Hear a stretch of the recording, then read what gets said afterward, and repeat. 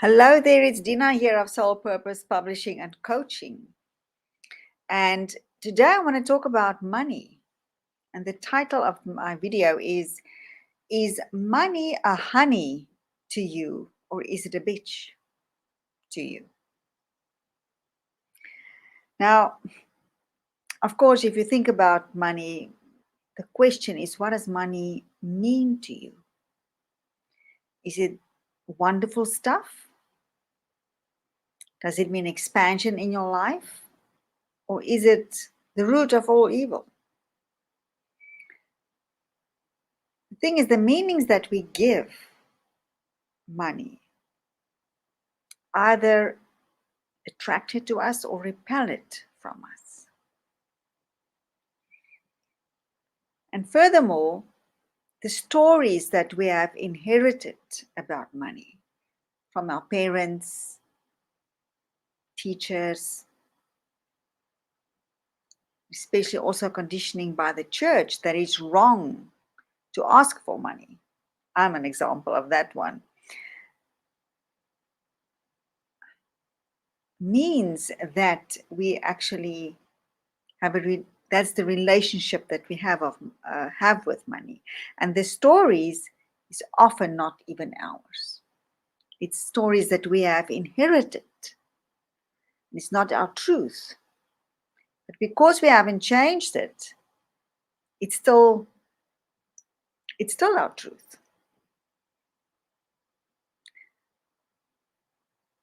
And that is very important to know that, because that was a shock to me when I learned that, when someone told me that this is not even yours. You inherited that from your parents, the way that you see money. And this also then brings us to your relationship with yourself, like we talked about yesterday, your self-image, your self-talk. All of that, your relationship with yourself and your relationship with money is connected. How you see yourself and how money comes to you or is repelled from you are related. Why? Because of our vibration. If you have a high vibration and a high self-image of I'm great and I'm doing well and I'm unstoppable and I am good enough and worthy, then of course your vibration is high, and money is an energy.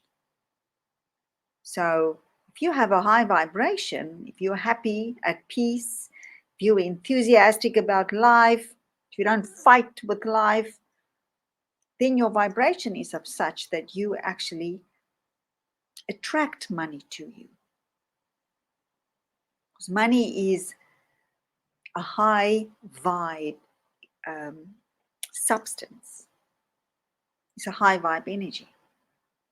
And we need to be in harmony with that energy to be able to allow it into us, especially in abundance. So as we tune into abundance around us and notice abundance, and very important here is not to complain about not having abundance, not condemning others for, you would love to be very successful and have a new home and a new car and all those things. But when you see someone else actually enjoying that, you condemn them. Oh, look at that pompous person.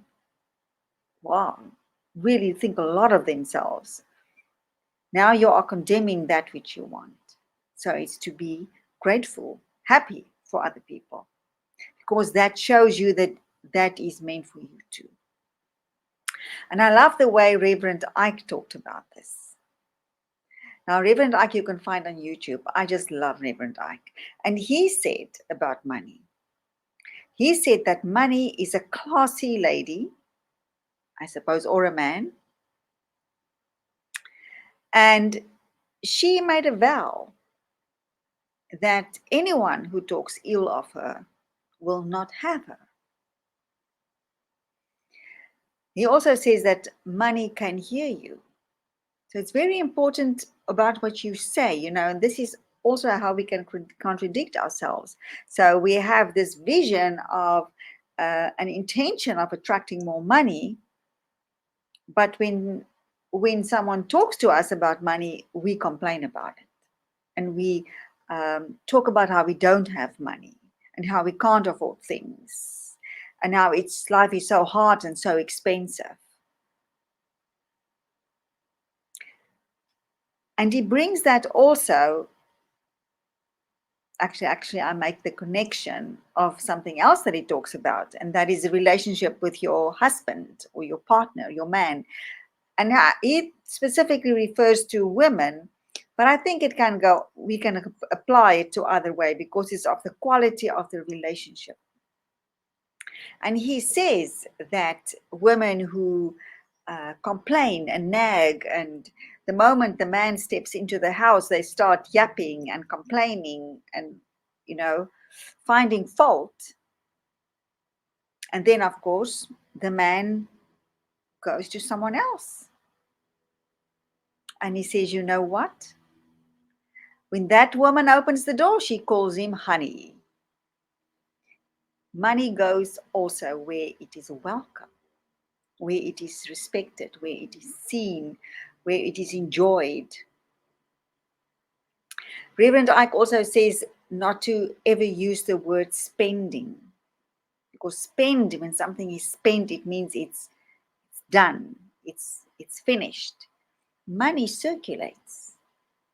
Money always circulates. To see it as that every dollar that you use or enjoy gets multiplied back to you. So always have that in your mind when you use money, is to know that it comes back at you, that it's replenished. Because so often we can have that scarcity thing that we think, I only have so much money. And we sort of close ourselves for more flowing in, because we only focus on that little limited bit that we receive at a point, whether it's a salary or whatever kind of income. And it's to open and see it as flowing. It's flowing. It's always replenishing it. It's always replenishing itself. And if we have the attitude of, I enjoy you, money, and I love you in divine order. It's not like money is your servant. Money is your servant. It's not your master. So it's not to say that, so often happens in conditioning of that if, in the Bible, if the rich man cannot go to heaven, basically.